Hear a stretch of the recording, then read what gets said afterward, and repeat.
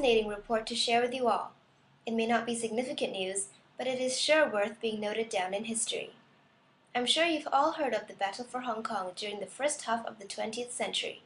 There was the British fighting and the Japanese fighting, and Owen will cover more of the battles and achievements of the British. This means that you'll be hearing more about the Japanese invasion of China from me, or more precisely, the Japanese invasion of Hong Kong. It started out after an intense shelling all along the island when the Japanese successfully landed at North Point, Shao Kaiwan, and Lei Yue-mun on the night of December 18th, 1941. They rested in these places.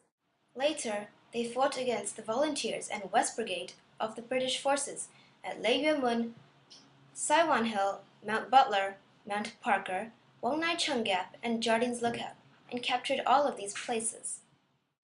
With the enemy occupying the high hills, General Maltby ordered the East Brigade to withdraw and regroup in Stanley.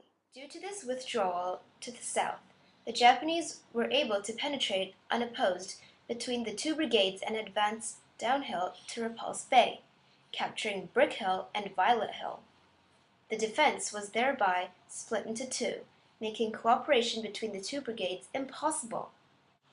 Despite a number of counterattacks, attempts to recapture the lost positions from Japanese hands were futile.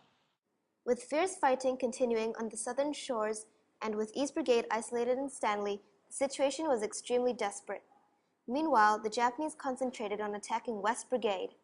They captured Mount Nicholson from the Royal Scots on December 21st in 1941 and took Wan Chai Gap and Mount Cameron the next day. On the morning of 23rd of December that year, the Japanese forced the remaining Canadian Winnipeg Grenadiers to surrender, thus finally securing Wong Nai Chung Gap. On the same day, they forced the last Rajput and Middlesex defenders off Layton Hill and back into the city. By the next day, Japanese forces had taken over the areas around Braemar Point and North Point.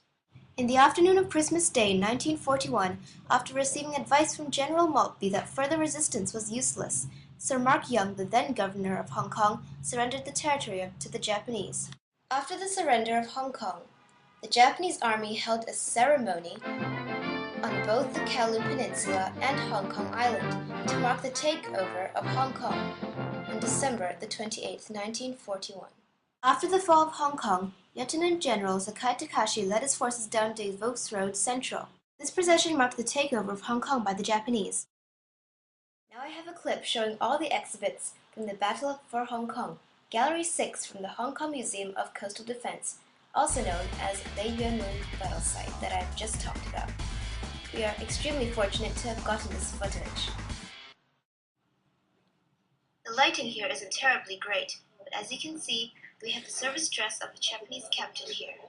Exhibit number 2 is a print from the Graphic, a newspaper, in 1895. It shows Chinese prisoners of war being escorted by the Japanese during the First Sino-Japanese War that lasted between 1894 and 1895. Also, we have a banner that was made for congratulating the enlistments of soldiers into the Japanese army. Now, as you can see now, I am in a place called the Underground Magazine. This is a Chinese soldier who will tell us why it is situated underground and what it is used for. 这是一个防空洞吧，他们在传人呢，火热和食物来，因为他们呢，在这儿是不安全的，对，所以他们会在这里休息，摆食物和摆一些火热。Okay, that's all we have.